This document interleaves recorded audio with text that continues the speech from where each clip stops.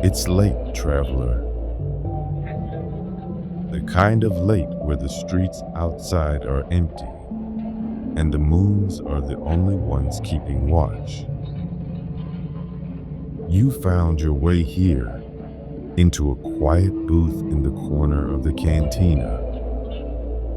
The light above your head is a soft, flickering lantern, swaying just slightly, casting golden shadows across the worn wooden table.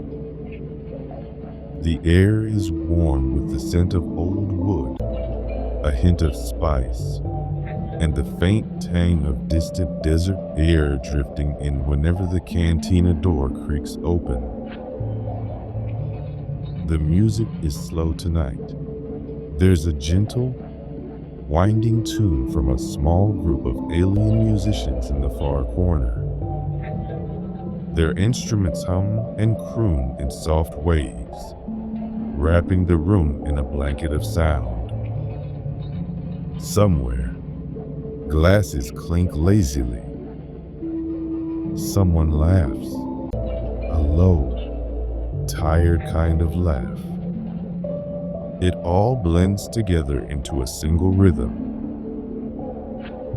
I'm just an old outlaw, these days more of a storyteller than a troublemaker.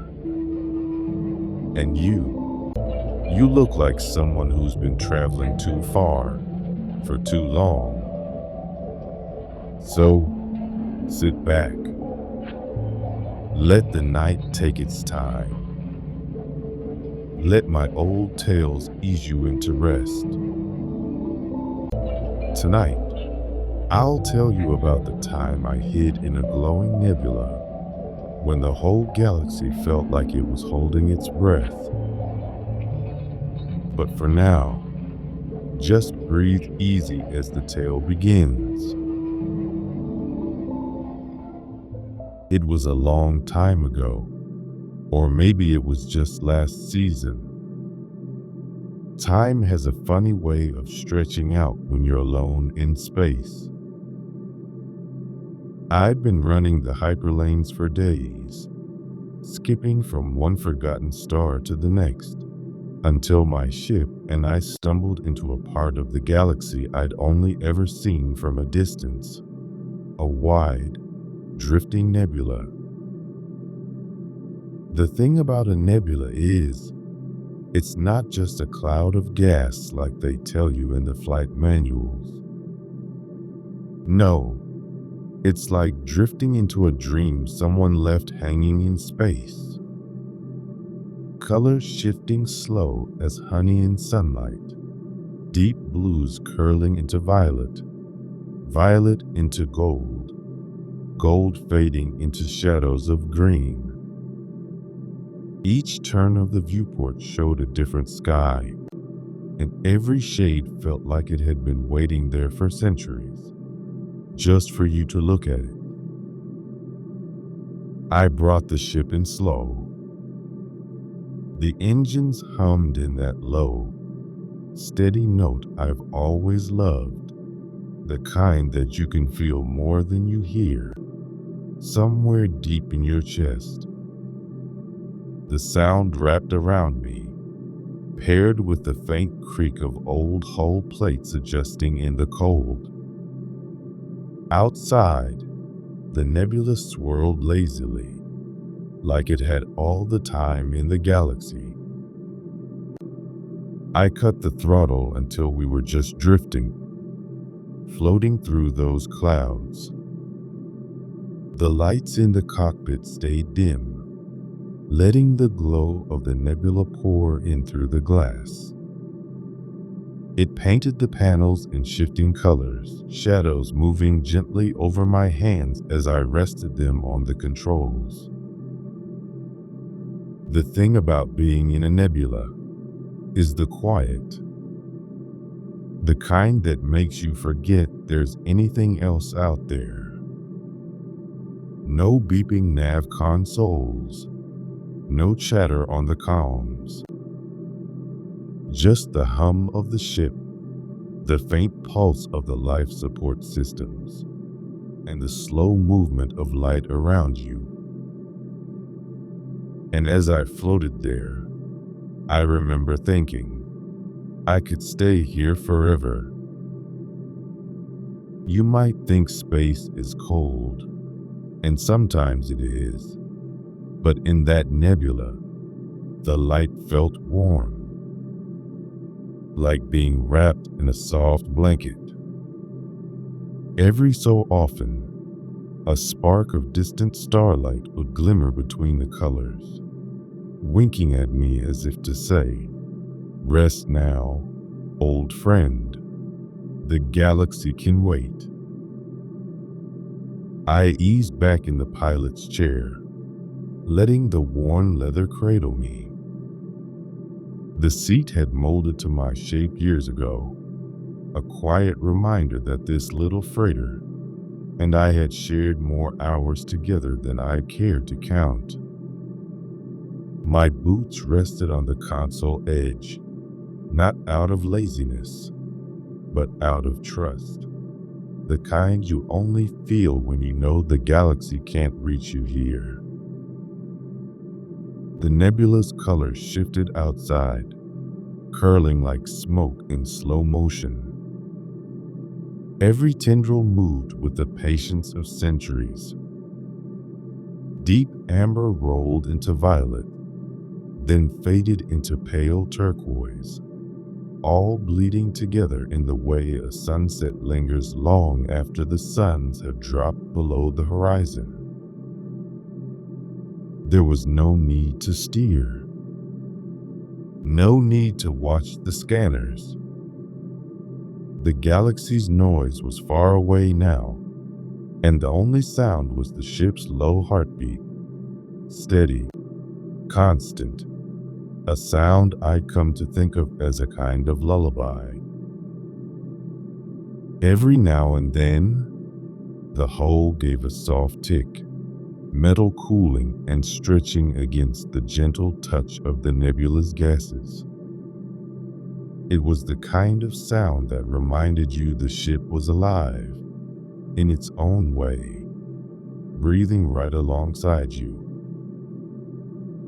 I closed my eyes for a moment, listening. The hum, the faint crackle of the comm panel resting in standby, the silence between them, wide and endless. Out here, the stars didn't shout. They whispered. When I opened my eyes again, the light had shifted. A pale gold glow flooded the cockpit, making every scratch in the controls gleam like tiny rivers. Dust motes floated lazily in the air, drifting in the way the nebula's gases did, each one catching the light for just a heartbeat before fading into shadow again. I let my fingers trace over the edges of the console. The metal was cool, smooth in places, worn in others. My gloves creaked softly, the leather stiff but familiar. I could smell the faint tang of oil, the scent of old wiring and recycled air, a scent that, to me, meant home. Through the viewport, a slow swirl of color passed close, close enough that I imagined I could almost touch it. Deep blue lace with veins of shimmering silver, curling in lazy spirals. It reminded me of the surface of a calm sea, lit by moonlight. I found myself breathing in time with the ship's hum, slow and even. The galaxy outside seemed to do the same, the nebula's movements syncing with the rise and fall of each breath. In, and the colors brightened. Out, and they dimmed, fading into the deeper blues of shadow.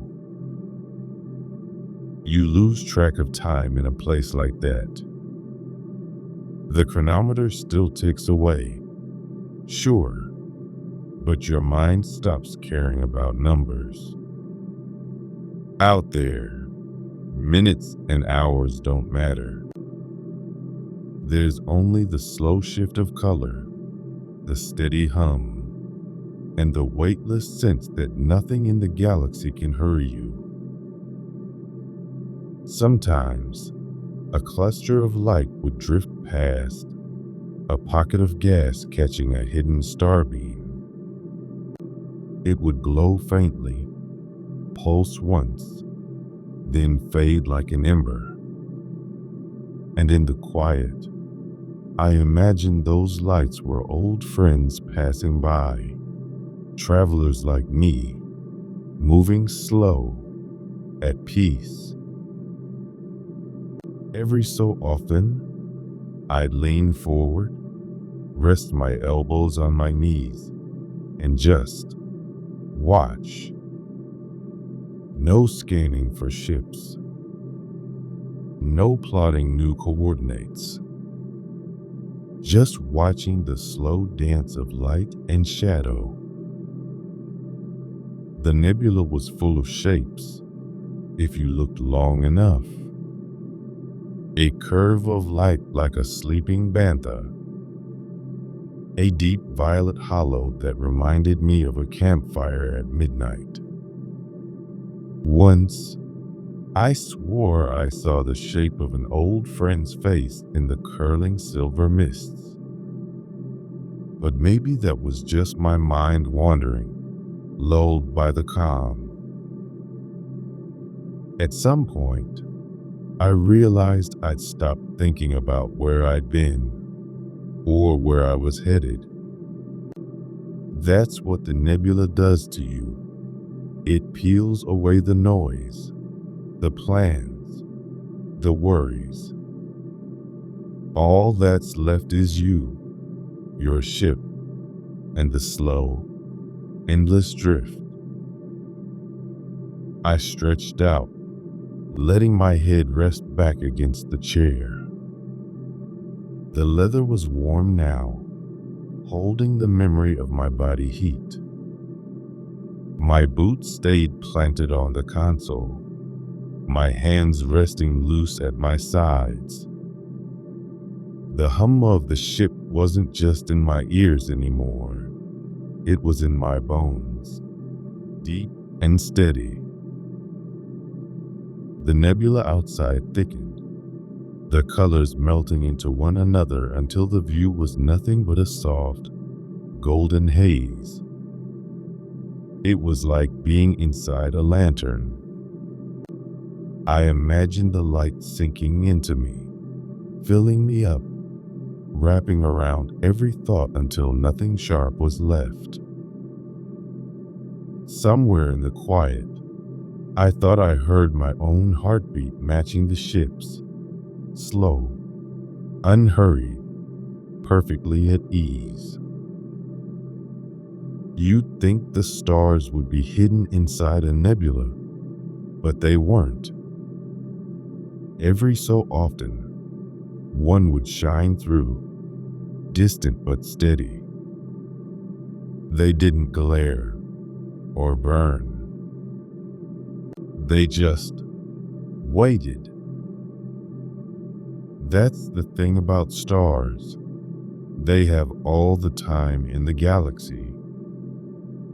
They can wait for you to rest. They can wait for you to drift a while before you're ready to move on.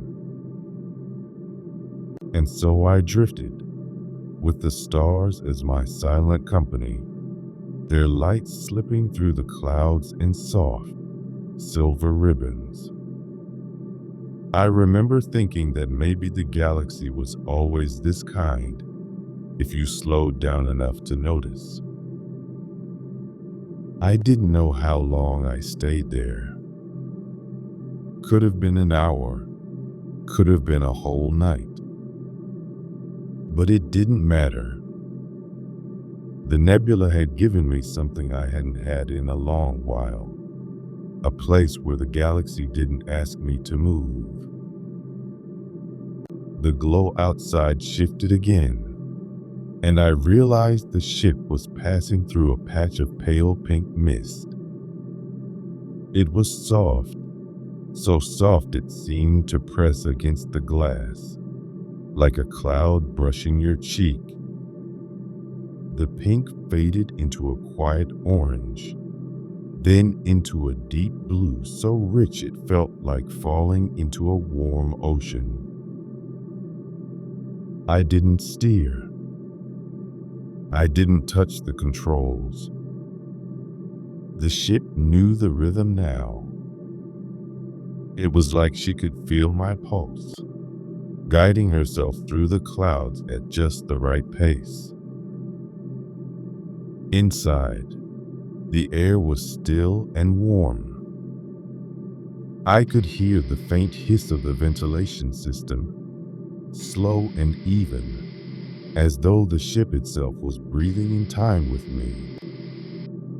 Every sound had weight, not the kind that presses down, but the kind that holds you steady. That golden haze I'd passed through earlier lingered in my thoughts. The nebula's light wasn't harsh like a sunbeam. It was gentle, filtered, as if it had traveled for centuries only to soften before it reached me. The cockpit felt smaller now, in a comforting way, like a tent pitched under a quiet sky. The panels glowed faintly, lit by the reflection of those drifting colors. I could almost imagine being inside an old cantina booth again, lanterns swaying overhead, music soft in the background. In moments like that, space doesn't feel empty. It feels full, full of light and silence, and the steady hum that makes your eyelids grow heavy without you even noticing. It's strange how a ship can feel alive when you've been in it long enough. Every vibration in the deck plates, every sigh of air through the vents, it all starts to feel like the heartbeat and breath of something that's watching over you. I leaned my head against the side panel, feeling the faint warmth of the circuitry behind it. The hum of the engines traveled through the metal and into my bones, slow and low. The sound was constant, unchanging, like the background noise of a favorite dream. I breathed in, felt the recycled air fill my lungs, breathed out, watched the light shift across the glass. I breathed in, and I saw a soothing gold light. I breathed out, and I saw a calming blue light. The nebula seemed to match me, as though we'd agreed on a shared pace, one that had no urgency at all. You spend enough time staring at a nebula, and it starts to show you things. Shapes hidden in the curling gas, as if the galaxy had painted pictures just for you.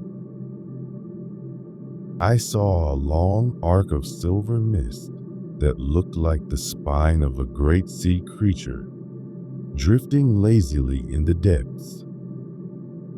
I saw a patch of violet shadow that reminded me of a worn, folded blanket.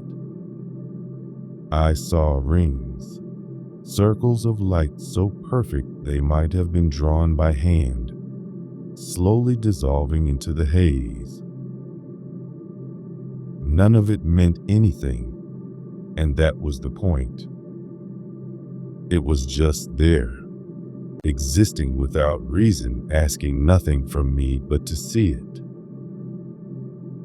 Every time a shape faded away, another took its place. The galaxy's own slow-moving slideshow, looping on forever. There's a kind of silence in space you can't find planetside. Down on the surface, even in the quietest desert, you still hear the wind, the shifting sand, the whisper of your own footsteps. But out here, in the nebula, there's nothing. It's not an empty nothing. It's a soft nothing. A silence that doesn't feel hollow. The hum of the ship fills it just enough, like a single candle in a dark room. I realized, sitting there, that I hadn't thought about my pursuers in hours, or maybe days. The nebula had swallowed that worry whole. The only thing left was the glow, the hum, and the knowledge that the galaxy was far, far away. Every so often, the clouds would thin, and a lone star would peer through. Some were bright, others dim, but all of them had the same steady patience.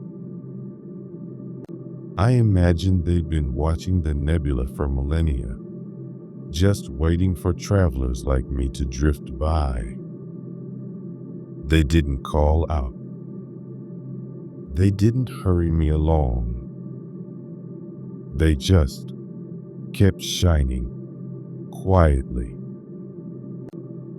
I thought about how many ships had passed through here, how many eyes had seen these same colors. Maybe some outlaw, long before me, had floated here and thought the same thing, that they could stay forever. The truth is, I could have stayed another hour, another day, another week. There's a kind of freedom in having no destination and no clock. I knew I'd have to leave you eventually. Every drift comes to an end. But for that moment, time didn't matter. The galaxy didn't matter. I was weightless, thoughtless, wrapped in light and hum. I let my eyes close again. The ship would drift safely, just like it always had. The nebula's glow would still be there when I opened them. And as I felt the chair cradle me, as the hum carried me deeper into stillness, I thought, maybe this was the closest thing to sleep a ship could have. When I finally eased the ship forward again, it wasn't because I wanted to. It was because I knew the nebula had already given me what I needed. The colors faded behind me, slow as the setting suns. The hum of the engines rose just a little, but it was still soft, still steady. Ahead, the stars waited in their endless black, as patient as ever. And I carried the nebula's silence with me, tucked somewhere deep inside, like a lantern you can light again whenever you need to rest. That's the thing about hiding in a nebula. It's not just a way to lose whoever's chasing you. It's a way to lose the weight of the galaxy for a while. To let it all go and just float. If you enjoyed this Cantina tale I just told you, Please subscribe to the Sleepbound Library because they are the only YouTube channel to have the exclusive rights to pass my stories along. Until next time, just float and drift to sleep.